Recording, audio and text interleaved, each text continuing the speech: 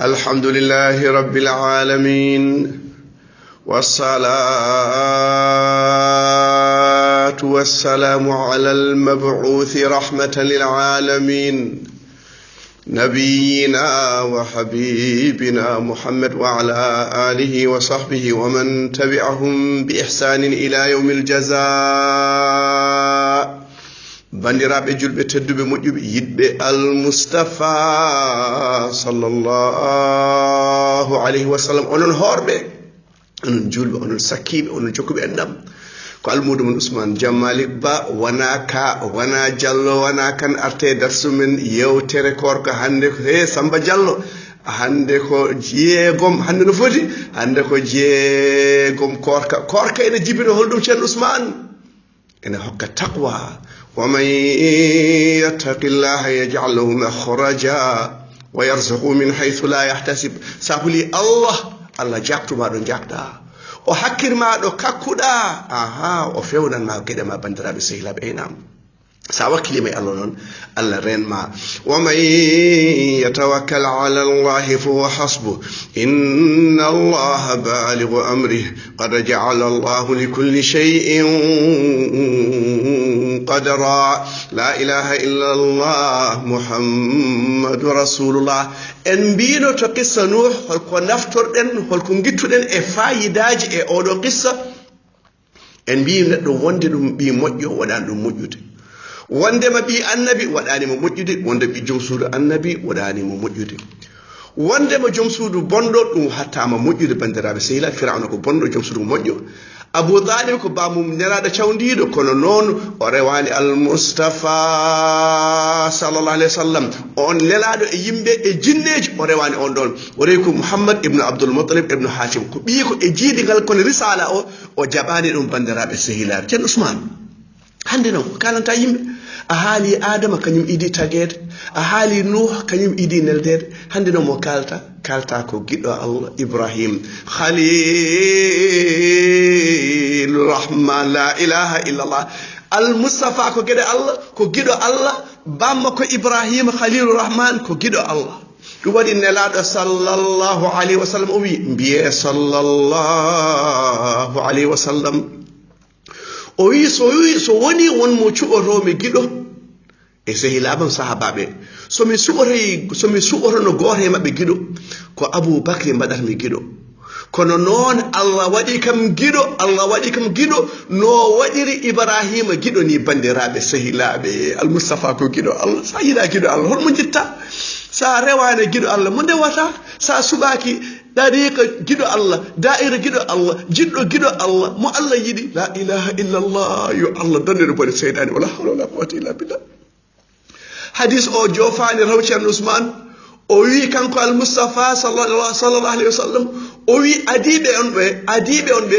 ƴetti gañeje annabaɓe maɓɓe e moƴƴuɓe maɓɓe ɓe mbaɗi ɗum jamaji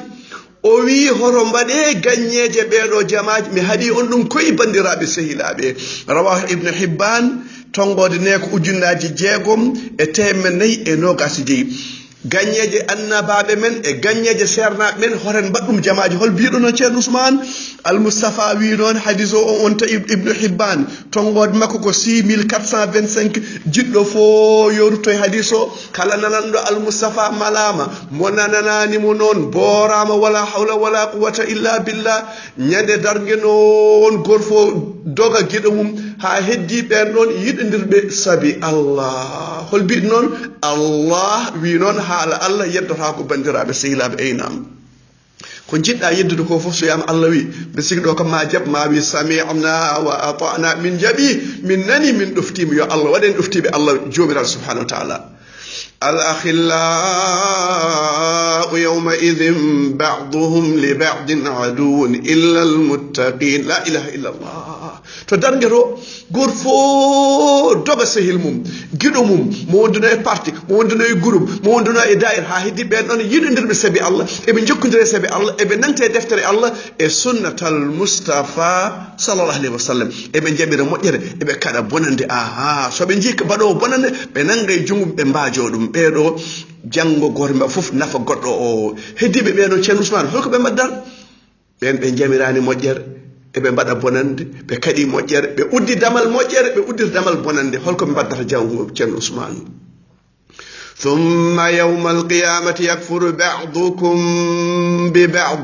ويلعن بعضكم ببعض ñande dargue gore ma fo yedda goɗɗo o gore ma fo ƴetto goɗɗo an kuɗaɗo an bonni feeram an bonni dawalam an nanimi jeygol an bonni ko jahatnomi ويوم يعض الظالم على يديه يقول يا ليتني اتخذت مع الرسول سبيلا يا ويلتى ليتني لم اتخذ فلان خليلا min ko an bonni feeram jomum ngata peɗel mum hanino mi rawanima hanino mi yadanima hanino en gondani hanino mi ƴetti al Mustafa mbaɗmomi giɗo nde wonno ko giɗo Allah subhanahu wa ta'ala inam واتخذ الله إبراهيم خليلا الله سبحانه إبراهيم أولي نم كده بندراب سهيلا بينا نم إبراهيم كده الله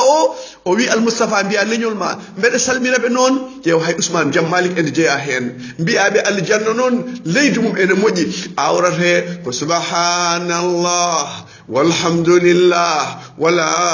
إله إلا الله والله أكبر إلى كونغودي ولن يقولون مواوا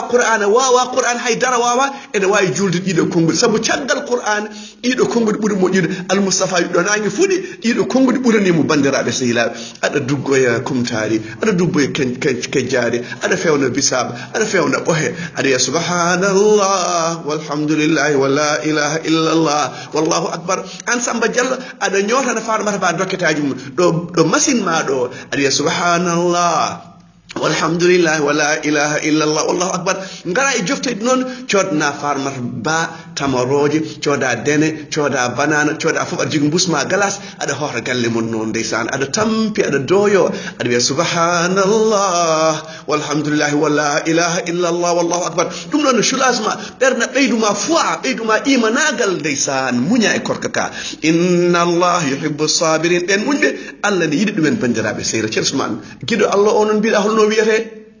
kanko wiyete ko Ibrahim ben Tarikh ben Nahur ben Sarukh ben Argo ben Falikh ben Abir ben Shaliq ben Arfakhash ben Sam ben Nuh alayhi salam la ilaha illa Allah Muhammadur Rasulullah inam bi sallallahu alayhi wa sallam inna Ibrahim kana umma bandiraɓe julɓe Ibrahima ko nation oɗon gandi ko nation yimɓe fo goni bange kanko o woni bange golle makko e balle makko e yidde mo Allah e darnade diine Allah wuro fo o haɗe mum o fuɗɗori ko jinnaɗe makko hol sababu ɓe gañi Allah giɗo Allah so Allah añama gañjo Allah o gaña ɗum toñje Allah o kaɓa e mum tikkanɗo Allah mo Allah tikkano tikkana ɗum mo Allah yiɗo jiɗa ɗum mo Allah jokke o jokka ɗum mo Allah taƴo taƴa ɗum woni yidde Allah subhanahu wa ta'ala einam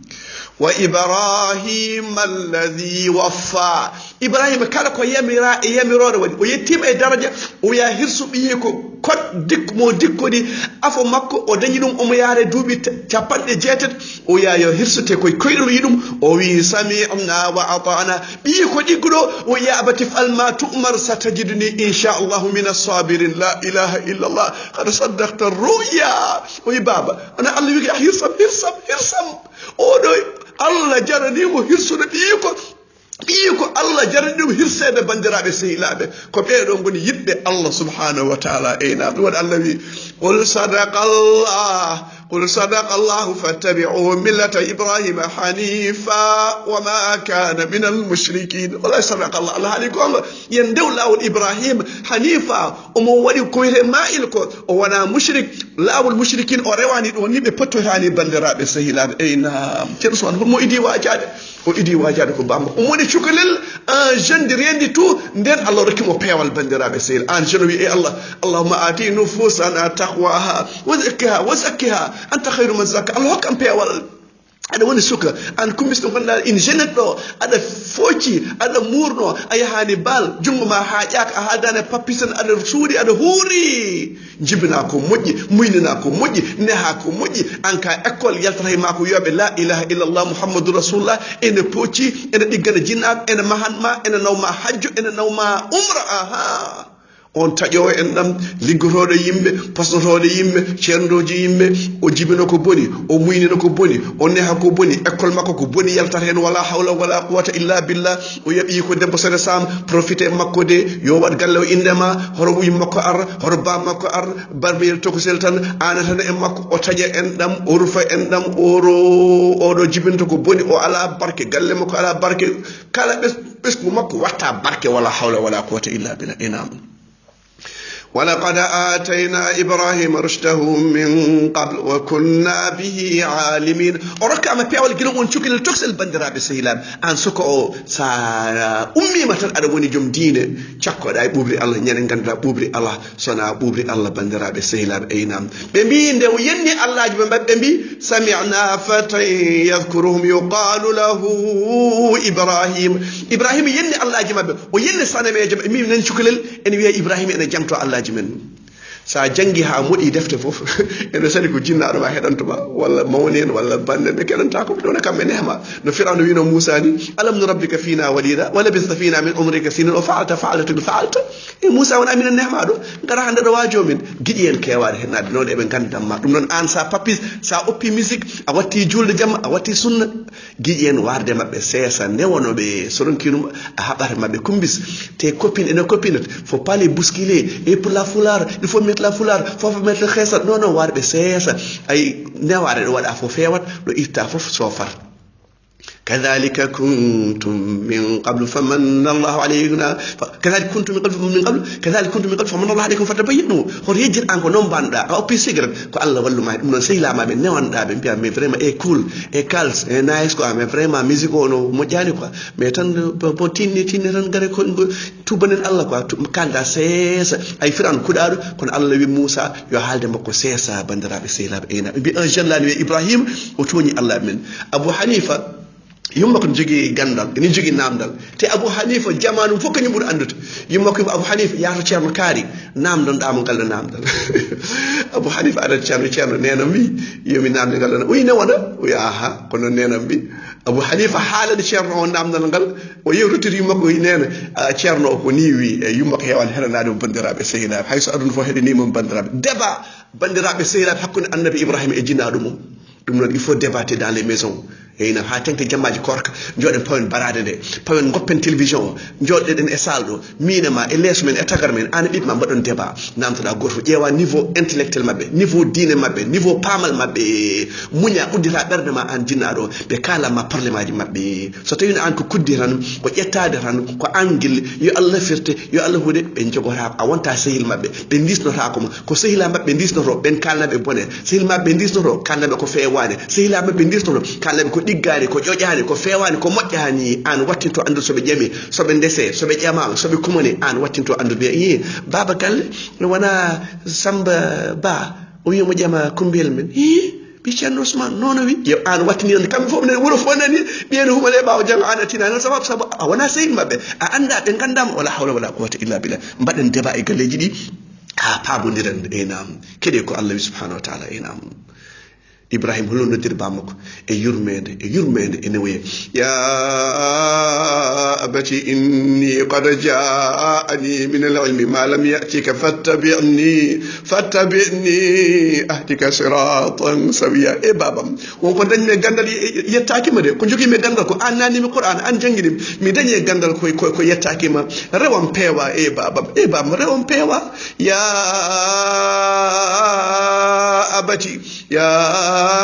abati la ta'budu ash-shaytan inna ash-shaytana kana lirrahmani asiya e babam hotoro shaytan ko gofda Allah wonno la ilaha illa Allah kede odo langage يا أبتي إني أخاف أن يمسك عذاب من الرحمن فتكون للشيطان ولي بابا ميدا عندما الشيطان الرحمن جرمه لفت مكو نجتوما مما بندرا بسيلام انجي ديدو جرمene يا أبتي لا تعبد الشيطان يا أبتي إني قد جاءني لانغاش يرمي على حال جن على حال بيه نوح وينو بيهم يا بني اركب معنا ولا تكن مع الكافرين nisan da caggal ɗi Nuh yoni oyi rabbi qala rabbi inna ibni min ahli wa inna wa'daka alhaq. Nuh o wona ɓiya o fewani mo moƴƴani wona ɓiya o ɗoftaki Allah jiidigal koye islam koye la ilaha illallah muhammadu rasulullah. sen nguuri ha janggo jokken hakkude Ibrahima e jinnaɗo mum e nde ɗo yurmede e ngal ɗo ɓural e ngal ɗo gandal e nde ɗo teyre. yo Allah hokken peewal eɗen nguuri eɗen mbiya la ilaha illallah ma ina eɗen mbiya la ilaha illallah muhammadu rasulullah. فستذكرون إلى اللقاء فستذكرون ما أقول لكم وأفوض أمري إلى الله إن الله بصير بالعباد.